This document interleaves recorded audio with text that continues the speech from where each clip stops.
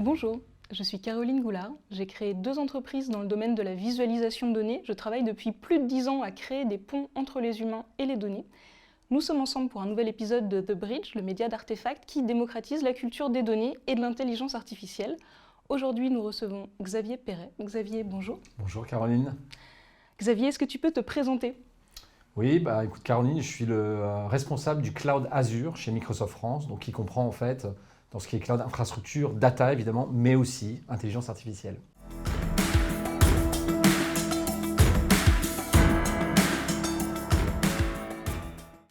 Parfait, on va justement parler d'intelligence artificielle et d'IA générative aujourd'hui. Alors comment t'en es arrivé à travailler sur ce sujet ? C'est quoi ton historique avec ça ? En fait, ça fait des années que, moi je suis un ingénieur, donc en fait ça fait des années que je développe. C'est une des raisons dans laquelle d'ailleurs j'ai rejoint Microsoft, c'est pour l'IA. Il y a plein de formes d'IA, ça fait 60 ans qu'on fait de l'IA, c'est pas 60 ans que j'en fais en l'occurrence, derrière, mais voilà. Et depuis des années, on voit apparaître des formes d'IA génératives, alors ça s'appelait des GAN, avant Generative Adversarial Network, qui commençaient à générer du contenu, générer des images. Voilà, c'est un des intérêts que j'ai depuis très longtemps, puisqu'on va, je pense, parler de films de cinéma, mais c'est aussi un intérêt, l'image, voilà, la vidéo derrière. Et donc, ça fait déjà presque 3 ans que j'ai vu, en fait, dans le cadre de mes activités d'Azure et du Cloud Azure, l'apparition du partenariat de Microsoft et d'OpenAI, en l'occurrence. J'ai commencé à jouer avec, voilà, tout simplement. Et aujourd'hui, c'est un produit voilà, qu'on distribue. On distribue des modèles de large language derrière pour les entreprises. Donc voilà, tout simplement, voilà, on est dans une phase opérationnelle de ce que j'ai pu voir au niveau recherche il y a déjà quelques années.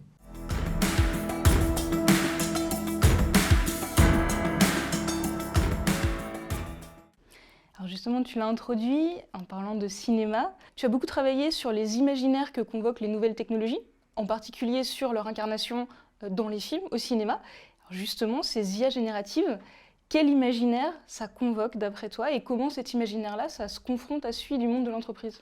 Oui, alors effectivement, je suis très cinéphile et cinéphage. Ce qui est intéressant dans les films de cinéma, moi ce que je raconte souvent, c'est qu'en fait, ils sont souvent empreints de technologies de recherche de l'époque. Et on peut retracer presque l'histoire de l'IA avec des films de cinéma. Et l'IA générative, c'est qu'une sous-partie de l'IA. On pense souvent, quand on parle d'IA, à 2001 Odyssée de l'espace. Il faut savoir que c'est un moment où commence à apparaître le machine learning. On est dans les années 60, 68 exactement, à Stanley Kubrick. Derrière, Matrix, finalement, c'est les données. Et petit à petit, on va voir des nouveaux films apparaître qui sont, par exemple, Her, on parlera, un de mes films préférés, qui est un peu ce aha moment qu'on a vécu avec ChatGPT derrière.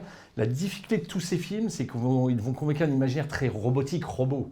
On va parler de Terminator, on va voir une IA qui est un robot. Donc en fait, on est presque plus perturbé quand on parle d'IA en pensant à un robot, alors qu'en fait, c'est un modèle probabilistique, mathématique. Donc quand on sait derrière ce qu'il y a derrière une vraie IA, en particulier l'IA générative, c'est un modèle qui prédit le prochain mot. Donc on ne peut pas tellement parler d'une intelligence artificielle générique qui voilà, supplanterait tous les hommes et toute leur intelligence derrière.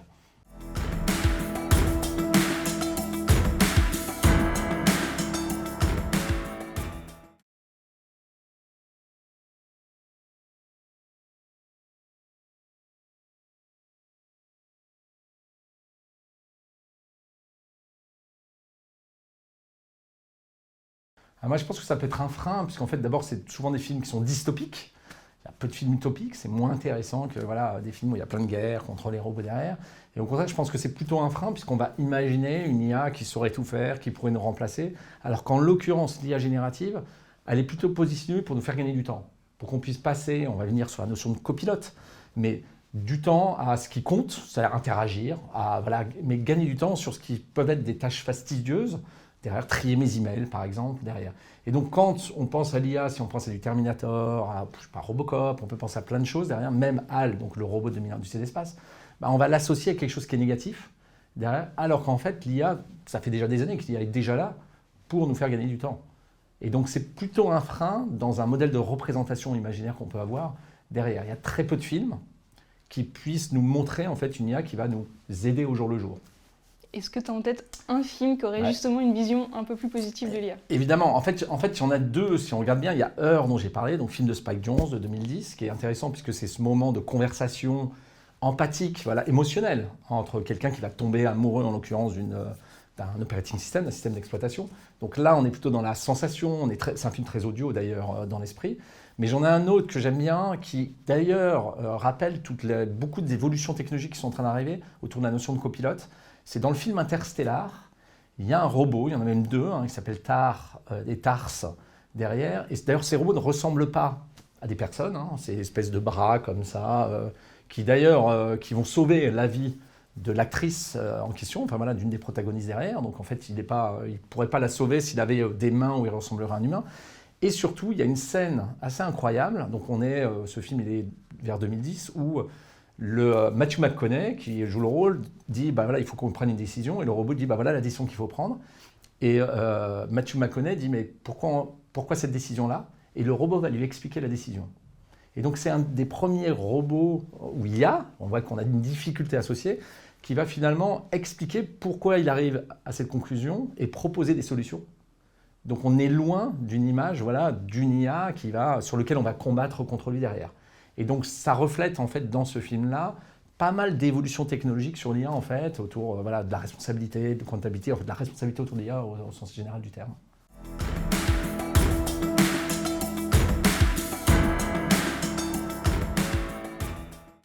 Alors, est-ce que tu dirais qu'aujourd'hui, on est arrivé dans le monde réel, pas dans le cinéma, à ce stade de l'IA où l'IA peut faire des recommandations pertinentes et nous les expliquer? Alors, je pense qu'on est en train d'arriver à ce moment-là. On va venir pourquoi, ce qui s'est passé finalement en 2023 et pourquoi on en arrive là. Mais on arrive à un moment où on a une capacité d'une IA générative à finalement appréhender le modèle de langage. On a une confusion, c'est qu'on pense que c'est un modèle de connaissance. Ça n'est pas un modèle de connaissance.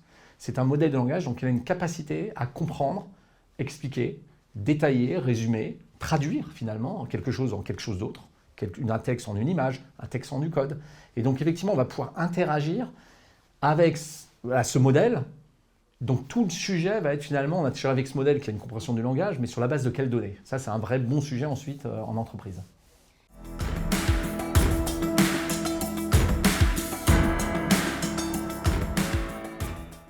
Alors justement, des cas d'usage en entreprise, lesquels tu as eu l'occasion d'observer ou lesquels te semblent les plus prometteurs? Alors, si on regarde l'IA générative, enfin, sa faculté, il y a une vraie différence par rapport à la transformation digitale d'avant, c'est que d'abord le premier point, c'est que c'est plus un sujet technologique, c'est-à-dire que ce modèle existe, il est apparu, il est pré-entraîné. Donc ça veut dire que n'importe qui peut l'utiliser, et souvent ce qu'on voit dans les entreprises, c'est que si l'entreprise ne commence pas à tester avec, son concurrent va le faire. Donc ça, c'est le premier élément. Le deuxième élément, c'est qu'on n'a pas de suite d'adoption, comparativement à la transformation digitale d'avant, où on avait des applications, il fallait le bon smartphone, il fallait peut-être éduquer les gens à utiliser l'interface digitale. Là, tout le monde a plutôt envie, et puis on le voit dans l'explosion de ChatGPT. Donc finalement, le sujet dans les entreprises, ça va être comment je crée une expérience qui est nourrie avec la data de l'entreprise pour faire la bonne expérience. Là où l'IA générative fait sens, et elle fait sens dans un moment où je suis en interaction, par exemple en interaction avec un logiciel, donc finalement il va traduire ce que je cherche en le langage du logiciel, par exemple Excel, PowerPoint, donc là on va trouver tout l'univers des solutions Microsoft aussi derrière. Quand je suis dans un moment où j'ai besoin d'accès à la donnée différemment, en mode conversation, donc tout ce qui est knowledge management par exemple, là je vais retrouver des données de façon différente parce que il va me faire des ponts entre les données plutôt que d'aller chercher le document auquel j'ai pensé derrière. Ou des moments où je vais avoir une conversation et je peux, pas l'automatiser, mais en tout cas résumer des choses, créer du nouveau contenu, par exemple call center, ou directement relation client digitale. On l'a vu sur des entreprises du retail, par exemple comme Carrefour, de créer une expérience de bot sur un univers alimentaire, par exemple, plutôt que simplement je sais ce que je veux faire, donc j'ai mon panier derrière. Donc l'IA générative va être intéressante dans cette compréhension du langage, dans cette interaction. Elle ne va pas faire de l'antifraude, elle va pas faire, c'est une autre type d'intelligence artificielle finalement, mais l'IA générative va être vraiment douée à un moment où il y a une conversation, moi logiciel ou moi avec quelqu'un d'autre.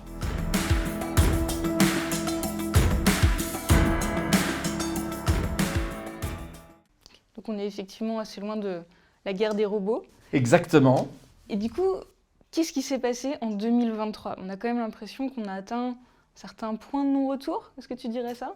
Oui, sans être une révolution, puisqu'en fait, 2023, c'est à un moment donné, cette technologie, elle est accessible, comme je disais. Mais c'est le résultat d'un certain nombre d'années avant. D'abord au niveau des travaux de recherche sur des modèles, dont ce qui s'appelle les modèles transformers de compréhension du langage ou de la phrase, la modélisation mathématique. Le fait que ça a été entraîné, il faut rappeler que Microsoft et OpenAI, ça fait plus de 4 ans qu'en fait ça travaille pour trouver l'infrastructure pour modéliser, qui fait que est arrivé en 2023 tout d'un coup un objet, ChatGPT, accessible et qui a des capacités. Et la vraie différence par rapport à avant, c'est qu'avant, on avait toujours des modèles qui étaient entraînés pour des tâches spécifiques. Par exemple, j'ai un modèle pour la traduction, j'ai un modèle pour analyser le sentiment. Et là, ce modèle-là, en 2023, il s'est retrouvé plus performant, il est générique, il est pré-entraîné, c'est le P de GPT finalement. Il est pré-entraîné, il est plus performant que ces modèles d'avant qui étaient sur des tâches spécifiques. Et donc c'est ça qui a fait que, ah tiens, là on a atteint, alors peut-être pas un point de non-retour, mais en tout cas un point. Et puis le deuxième élément qui sont passés en 2023, c'est, mais en fait ce modèle-là, il est intéressant aussi pour des tâches sur lesquelles on ne l'a pas entraîné pour ça. Par exemple, détecter l'ironie. On ne lui a pas dit détecte l'ironie, on ne lui a pas appris. Il se trouve que dans l'environnement d'ensemble sur lequel il a appris, il a cette capacité-là. Et donc là, les gens ont confondu en disant c'est une intelligence intelligente, on va dire, voilà. Non, c'est qu'en fait, il se révèle bon à des tâches sur lesquelles on ne l'a pas entraîné. Et du coup, mais comment il a fait?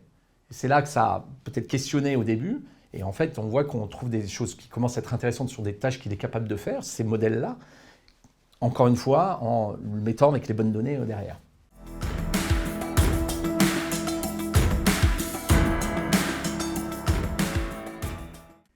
Okay. Néanmoins, il reste des tâches pour lesquelles il ne va pas être bon du tout et aussi pas mal de critiques. On dit que ces intelligences artificielles génératives vont remplacer certains métiers, qu'elles peuvent poser des problèmes de droit d'auteur, qu'elles ont des hallucinations. D'après toi, est-ce que ça peut faire un peu retomber la vague ou est-ce que ça peut être une limite à l'adoption de cette technologie? Alors moi, je ne crois pas. Je vais dire pourquoi. C'est que d'abord, la conversation, le mode conversationnel, c'est inhérent à l'humain. Donc là, on a touché quelque chose qui est au cœur, on le voit dans le film Her finalement, on a touché à l'empathie, on a touché à quelque chose qui est de la nature de l'interaction qu'on a tous les jours. En fait, les gens ont plutôt envie de ça. Donc on est sur une technologie qui de facto est accessible mais sur laquelle on a envie. Et donc je ne crois pas que ça va faire retomber cette envie-là d'utiliser finalement une interaction de ce type-là. Cette interaction, elle serait limitée comme on l'a connue dans des bots d'il y a 10 ans, 15 ans, moi-même j'en ai développé, où du coup on est guidé dans un parcours, voilà, parce que finalement on voit très bien qu'indirectement c'est ce parcours-là que finalement le commerçant essaie de me faire. Là on n'a pas envie d'y retourner. Là on a envie d'y retourner. C'est ça la différence derrière. En revanche, il y a encore beaucoup de choses à faire. Donc tu l'as dit, il y a des tâches sur lesquelles ces modèles ne sont pas encore très bons. Par exemple, ce qui s'appelle chain of thought. Donc chain of thought, c'est la capacité de raisonnement. C'est-à-dire, je vais lui demander de raisonner et de faire un calcul arithmétique sur une phrase, voilà, sur j'ai des pommes, je vais trouve-moi le nombre de pommes parce qu'il en a enlevé, etc. Et il peut là halluciner. Et donc, il y a beaucoup de choses qui arrivent pour l'aider, en fait, à finalement faire ce qu'on fait nous mentalement dans notre cerveau, c'est-à-dire un mode de raisonnement chaîné, d'où le chain of thought derrière. Donc on voit qu'il a des capacités sur des tâches où il est moins bon, mais il y a déjà des choses qui arrivent pour l'aider à le prompter différemment derrière. Deuxième élément, tu l'as dit, oui, ces modèles génératifs se sont nourris d'un certain nombre de documents, voilà, sur le web et derrière. Bon, apparaissent d'autres modèles pour lesquels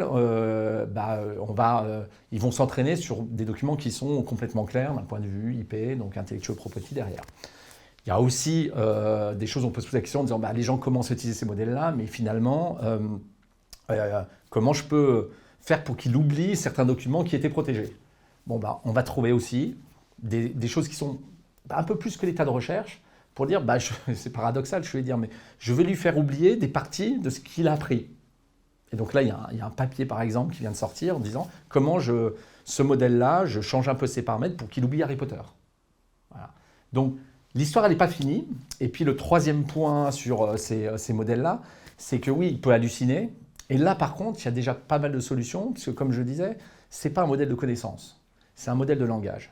Et donc, pour faire les bonnes expériences, il faut ce qu'on appelle grounding in your data, c'est-à-dire lui faire appeler des données qui sont celles vérifiées. Et là, il est très très bon parce qu'il va comprendre en se basant uniquement sur ces données-là.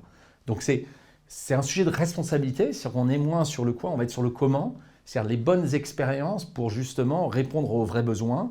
C'est-à-dire, je veux un besoin où il dit vraiment les choses vraies, on va le baser sur des documents.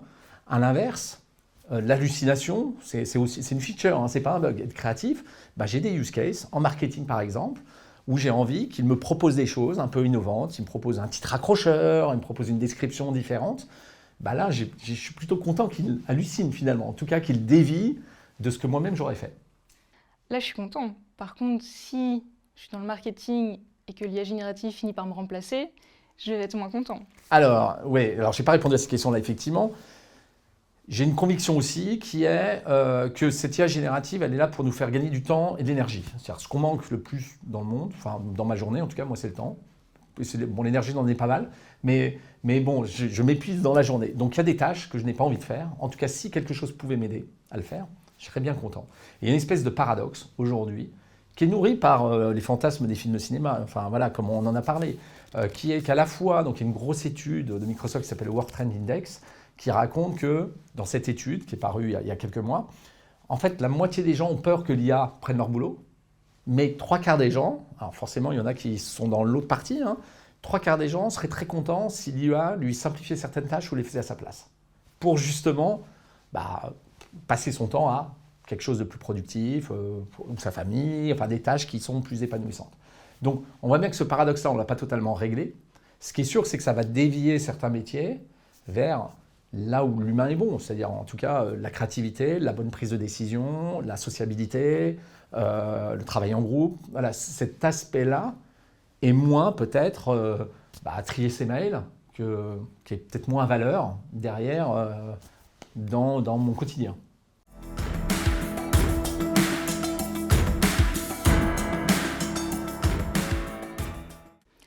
Ça veut dire que, est-ce que ça va pousser des nouvelles façons de s'organiser entre équipes ou dans une entreprise ou des nouvelles compétences, d'après toi?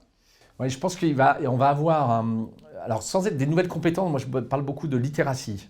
C'est-à-dire parce qu'on va avoir compétences pour certification, oui, des métiers toujours au niveau technique, de data engineer, ingénieur data scientist.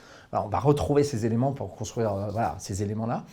À l'inverse, sur l'utilisateur, là, il y a une forme de littératie, de comprendre derrière ce que ça fait pour justement pas lui faire confiance quelque part, lui dire propose-moi une manière de prompter différente pour avoir la réponse attendue. C'est-à-dire que ce n'est pas un outil magique où je lui dis crée-moi un dessin. Il va me créer un dessin, mais si je n'ai pas dit ce que j'avais en tête, qui est crée-moi un dessin d'une personne qui fait ça, ça et ça, dans le style de bidule machin, etc., il ne va pas deviner à ma place. C'est un peu pareil, c'est-à-dire que là, on va expliciter non pas le résultat de la recherche, ce que j'ai l'habitude de faire, quelque part, mais ce que j'ai en tête, cherche-moi quelque chose comme ça, mais par contre, il faut que je lui décrive. Et ça, on a peut-être moins l'habitude parce qu'on a l'impression qu'il est magique, et en fait, je vais juste lui dire, fais-moi quelque chose. En fait, non, il n'est pas magique de cette façon-là. Et donc, cette compétence-là d'appropriation des outils, ce n'est pas un sujet d'adoption, comme je le disais, c'est un sujet de littératie au sens de bien savoir utiliser cette capacité-là, et, comme je disais aussi préalablement, de ne pas lui faire confiance forcément, c'est-à-dire d'être toujours vigilant que ce qu'il va me proposer, il me le propose, et que c'est moi qui dois le valider.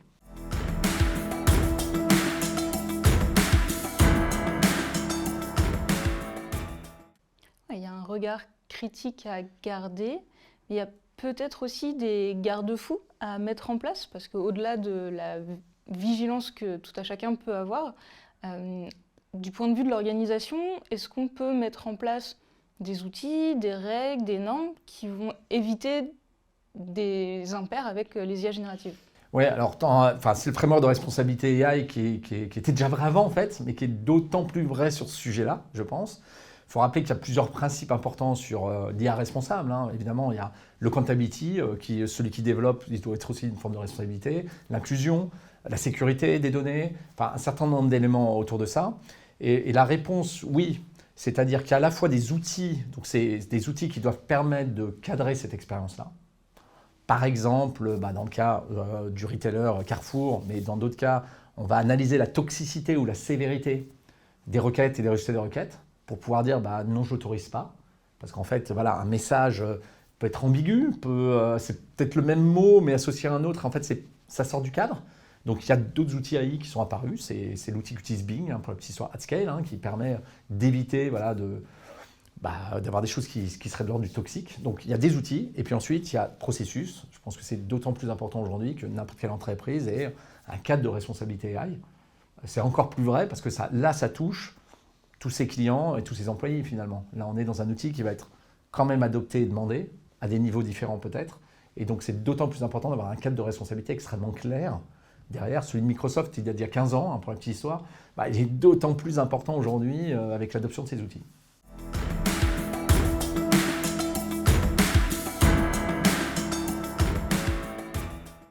Alors Alors justement, chez Microsoft, vous utilisez ces IA en interne, mais vous accompagnez aussi les entreprises dans cette transformation. Est-ce que tu peux nous en dire plus sur comment vous faites ça? Ouais, alors d'abord, nous, on s'appuie toujours depuis historiquement à un réseau de partenaires, donc comme Artefact, hein, tout simplement. Donc c'est eux qui vont apporter la valeur, pour être très clair. Il y a toujours un sujet, évidemment, de delivery technique, et puis un sujet d'accompagnement. Voilà. Et nous, on est une plateforme technologique. Voilà. Microsoft, Satya Nadella, le président de Microsoft, dit toujours que nous, on ne cherche pas à être cool, on cherche à rendre les autres cool.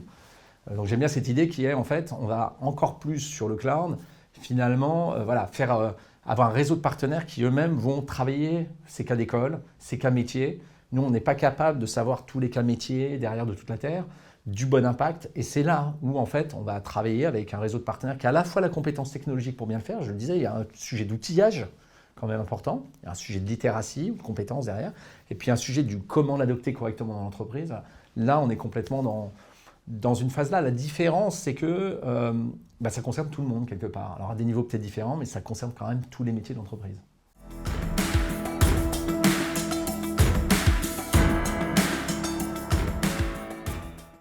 Alors là, tu nous as parlé de votre réseau de partenaires. Peut-être d'autres types de partenariats avec des startups. Comment vous êtes impliqué dans ces relations grands groupes, startups sur ce sujet de l'IA? Alors, ça fait effectivement un petit moment qu'évidemment, on a un incubateur, hein, à Station F en particulier. On l'a toujours sur l'environnement derrière. On vient de lancer justement un incubateur sur un Gen AI Factory, en fait, pour accompagner des startups et justement des startups qui ont ce sujet métier. C'est-à-dire plutôt pour aider à scaler des startups qui vont accompagner des entreprises sur l'impact sur le métier des RH, l'impact sur le métier du legal. Voilà, quel outil ça veut dire pour construire des solutions qui sont évidemment dans les valeurs dont on a parlé de responsabilité, mais aussi qui vont avoir vraiment cette problématique de c'est quoi le copilote du RH demain, c'est quoi le copilote du legal, c'est quoi le copilote du call center derrière. Donc c'est ça effectivement qu'on travaille. On vient de lancer cet accélérateur, voilà, mais cet accélérateur va comprendre une dizaine de startups. Et puis on essaye aussi de les mettre en relation avec les grands groupes derrière. Ça fait partie de notre métier d'écosystème derrière, de les accompagner et de les développer.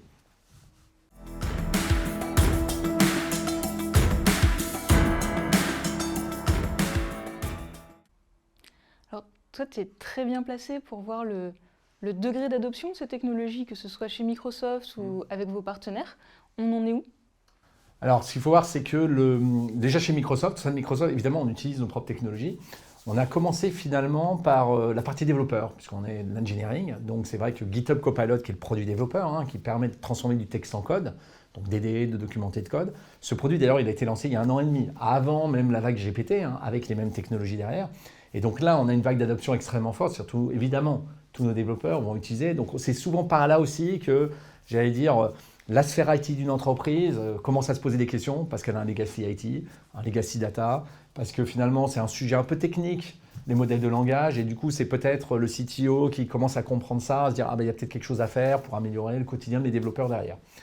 Ensuite, nous, on est gros utilisateurs, on peut sur la partie finance de tableau de bord, donc avec un produit qui s'appelle Power BI, et là c'est une manière d'interagir avec le logiciel, et là nous, on a vu l'intérêt de créer facilement son tableau de bord, de résumer son tableau de bord. Donc, c'est Power BI Copilot qui est en train d'arriver en fait sur le marché. Et là, on voit aussi la faculté de rendre accessible un outil où il fallait peut-être être spécialisé un peu du logiciel qui s'appelle DAX pour la petite histoire.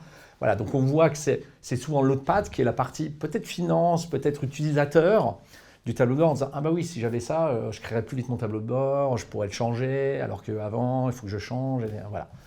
La troisième partie, c'est le côté collaboratif, qu'on voit beaucoup, qui est en train d'arriver vraiment, en train de s'étendre, puisque l'offre maintenant, le produit vraiment s'étend maintenant aujourd'hui, c'est Microsoft 365 Copilot, là qui est la partie plus collaborative, Excel, PowerPoint, comment je vais créer un PowerPoint à partir d'un document Word, comment je vais pouvoir résumer un gros tableau Excel pour qu'il me donne les points critiques, comment je vais créer une fonction macro Excel que personne ne sait comment faire aujourd'hui, en langage naturel. Donc le tri des mails, le récap des meetings, souvent c'est ça aussi. Tiens, propose-moi un compte-rendu de réunion sur Teams. Voilà, donc on va voir que ça, c'est souvent par là qu'on voit dans les entreprises. Et puis la dernière patte que nous on voit beaucoup, c'est, donc là on est plutôt sur les copilotes que propose Microsoft, c'est les copilotes qu'on va construire nous-mêmes parce qu'on a des métiers spécifiques. Par exemple, on a un gros métier qui est le support. Voilà, call center, support. Et on a déployé une interface qui va récolter plein de signaux d'incidentologie technique et intégrer ça dans l'interface, mais en mode langage naturel avec le technicien du support. Ce qui fait qu'il l'a disponible et c'est exactement, mais en langage naturel, ce qui est beaucoup plus compréhensible, plutôt que des boutons rouge, vert derrière. S'il a un client qui l'appelle pour des problématiques de support, il va avoir une aide, finalement, un copilote pour l'assister à la fonction support.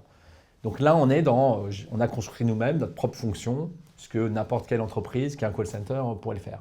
Donc c'est ça qui est intéressant dans le déroulé, où finalement, la partie GitHub Copilot est un no-brainer presque là, maintenant, et puis on voit petit à petit d'autres fonctions métiers arriver. L'appropriation, du coup, elle est différente selon les industries, parce qu'il y a des industries qui, nativement, sont beaucoup plus impactées d'autres. Par exemple, l'industrie du retail, qui est très call center ou relation client, va se poser beaucoup de questions dessus. Le secteur assurantiel aussi, qui finalement est un secteur qui brasse beaucoup de conversations au sens large, derrière, va être complètement réinventé. Le secteur bancaire, pourquoi? Parce qu'on est sur des produits complexes. Donc produits complexes veut dire, j'ai peut-être pas tous les conseillers clients pour être capable d'interagir avec la documentation de produits complexes. Donc si j'ai un outil, on va dire un bot interne pour aider le conseiller client, ça va pouvoir l'aider à aller plus vite dans sa réponse au client. Le secteur des produits complexes de type luxe, voilà. C'est aussi parce qu'un produit de luxe a des attributs complexes, parfums, bijoux, et peut-être que mon conseiller client, alors je ne sais pas si on l'appelle conseiller client, vendeuse, voilà, assisté, n'a pas toute la finesse, et donc peut-être un outil va l'aider à, avec les mots peut-être du client, à l'orienter sur exactement ce que la personne veut, sans avoir à se référer à presque la notice technique du bijou ou du parfum. Voilà. Donc tous ces univers-là, de produits un peu complexes, voilà, c'est ceux qui d'abord vont être transformés.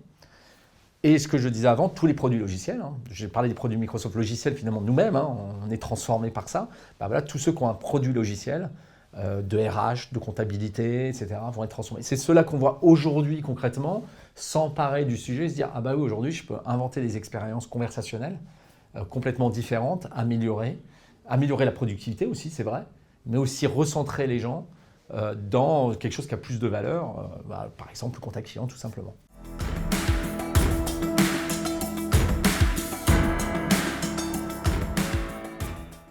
Comment tu vois le secteur évoluer dans les prochaines années? Alors c'est difficile de faire une prédiction là-dessus.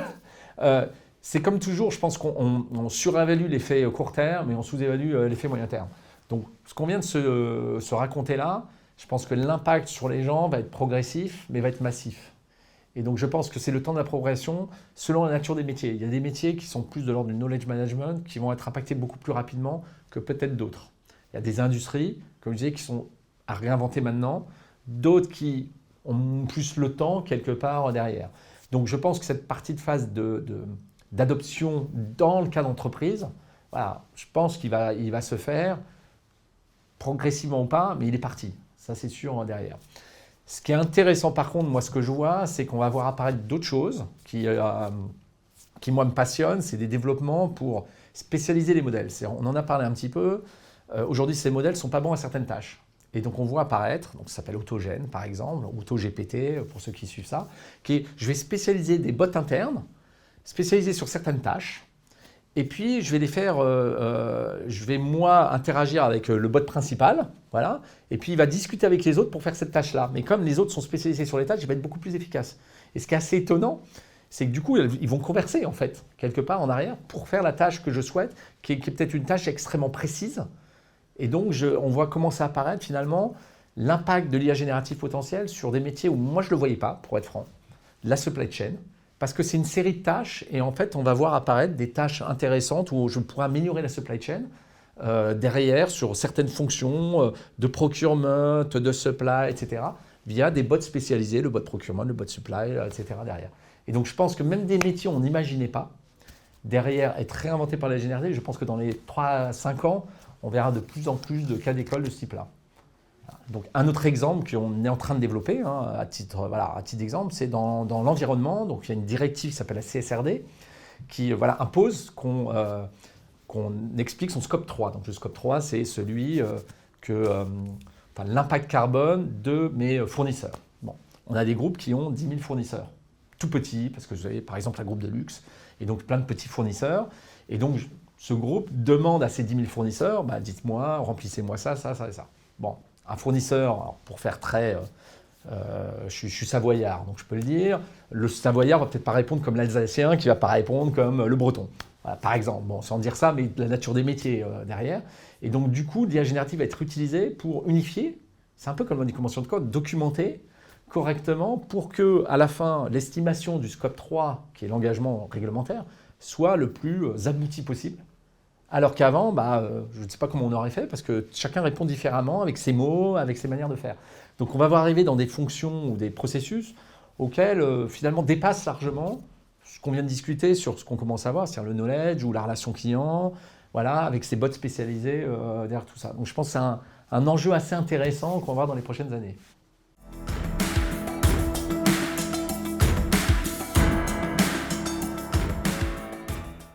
Donc ça fait plutôt envie cet avenir proche, mais est-ce que ça n'a pas un coût aussi? Est-ce que c'est abordable pour toutes les entreprises?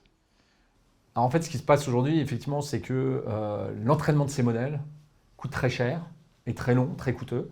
Donc tout le monde ne pourra pas s'amuser à vouloir recréer ce modèle. Ça a peu d'intérêt en fait. Donc il est évident que ces modèles-là et d'autres modèles vont apparaître. Il n'y a aucun intérêt vraiment à recréer son modèle de langage, recréer derrière l'ensemble de ces éléments. Il est moins coûteux de fine-tuner, ce qu'on appelle, c'est-à-dire de changer les paramètres d'un modèle existant derrière. Et il y a des modèles, donc il y a ceux d'OpenAI, puis il y a d'autres modèles open source qui existent sur le marché, dans lesquels on peut jouer, fine-tuner, il y a ces technologies qui existent complètement, pour ensuite customiser en fonction de ces données. Et donc, il y a un paradoxe, effectivement, qui est à la fois que ces technologies-là, qui sont celles du cloud, en fait, à un moment donné, effectivement, sont très liées au cloud et la capacité technologique de pouvoir faire du calcul derrière, et en même temps, elles n'ont jamais été aussi accessibles derrière, puisque aujourd'hui, utiliser dans un mode cloud entreprise un Azure, en fait, ChatGPT, ça a été jamais si peu coûteux, puisque je n'ai pas de frais d'accès à entraîner un modèle préexistant. Donc tout le sujet va être, est-ce que j'ai le bon modèle pour mon usage derrière, et donc est-ce que j'ai suffisamment de choix pour choisir le modèle derrière, est-ce que je peux le customiser tel que j'aimerais le customiser, quel niveau de profondeur de customisation j'ai envie. Si je suis sur de la conversation générique, je n'ai pas besoin de customiser, j'ai besoin de l'ancrer dans les données. Si par contre je suis sur un corpus de documents, de sémantique qui est particulier, sur lequel j'estime que mes mots sont particuliers, j'aurais peut-être envie de changer un peu les paramètres du modèle, parce que ça s'appelle du fine-tuning, c'est aussi faisable derrière.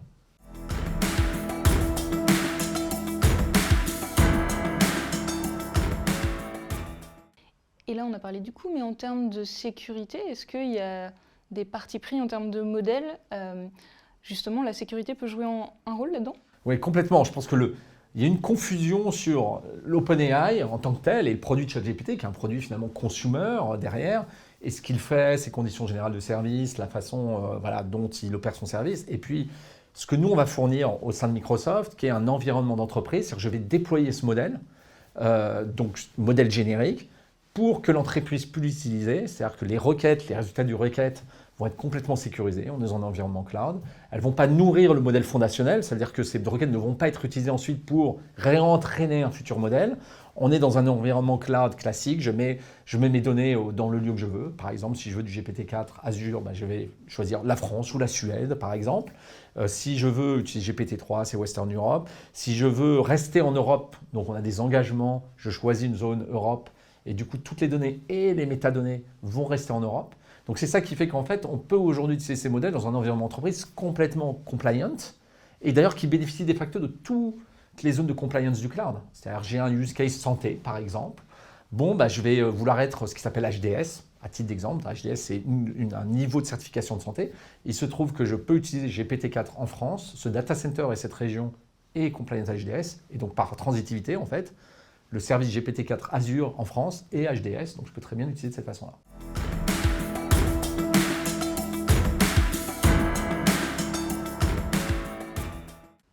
Et là, on a parlé du coût pour l'entreprise et du coût pour la société en termes peut-être d'impact environnemental. Oui, alors c'est un des plus gros enjeux. Tout simplement, c'est que ça consomme de la ressource. C'est-à-dire que toute technologie numérique va consommer de la ressource. La question, c'est de bien choisir finalement pour le bon usage. Donc déjà, la première chose qu'on fait avec les partenaires et les clients, c'est quel modèle je vais utiliser, puisque tous les modèles ne se valent pas, certains sont plus performants que d'autres, mais plus performants, ça veut dire aussi plus consommateurs. Donc plus coûteux en coût, mais écoutez, en environnement, en impact environnemental. C'est une réalité, GPT-4 consomme plus que GPT-3. Mais est-ce que mon use case nécessite vraiment GPT-4 ? Pas forcément. Donc déjà, on va retrouver cette logique-là. C'est même vertueux quand on a un mode à la consommation, puisque finalement, on va faire attention au coût, donc on va faire attention à son impact indirect. Deuxième élément, toutes ces consommations-là, dans le cadre d'Azure, c'est le cas de tous les services Microsoft, on a un tableau de bord sur son impact carbone, son impact en eau aussi, il ne faut pas oublier l'eau qui devient un vrai sujet maintenant, son impact sur la biodiversité. Et donc, on a presque en temps réel, en tout cas, l'impact de la consommation des services Azure, dont Azure OpenAI, GPT-4 dans Azure, etc. Donc ça, c'est un mode de feedback pour dire, voilà, ça commence à consommer beaucoup. Et nous, on a pris des engagements, évidemment, pour réduire petit à petit l'impact, puisqu'on est sur des data centers de plus en plus green, qui ont un certain nombre de normes pour réduire son impact carbone. Donc, on n'a pas changé non plus nos enjeux derrière, nos engagements plutôt de sustainability, qui sont en gros de réduire massivement en 2030 d'être complètement net zéro, pas seulement carbone neutral, et puis aussi d'avoir effacé l'ensemble de la dette de Microsoft depuis sa naissance en 2050, quelle que soit la courbe d'adoption de nos produits et services. Ça, c'est aussi intéressant. Donc, nativement, nos produits et services augmentent, mais nous, on doit réduire encore plus bas, ce qui est d'ailleurs, on continue nos investissements, en particulier dans la capture de carbone, pour la petite histoire, ou d'ailleurs, c'est beaucoup de sujets d'IA, pour la petite, en termes de technologie au sein de Microsoft Research. Donc, on voit qu'effectivement, on a un risque d'effet rebond, c'est-à-dire cette technologie devient accessible, on ne veut plus l'utiliser, donc il faut qu'on soit frugaux, dans la manière d'utiliser, au bon use case qui correspond derrière.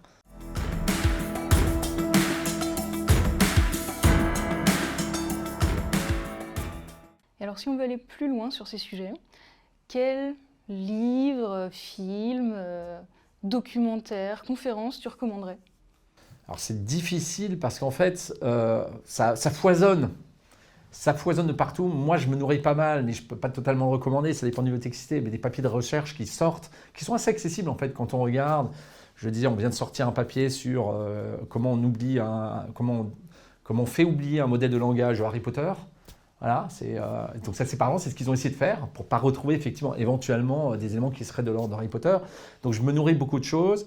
Il y a beaucoup de choses en ligne pour comprendre comment ça marche, un modèle de langage sur LinkedIn pour la partie moins technique, sur GitHub ou sur Microsoft Learning, qui sont gratuits. C'est des vidéos, donc ça se regarde très bien.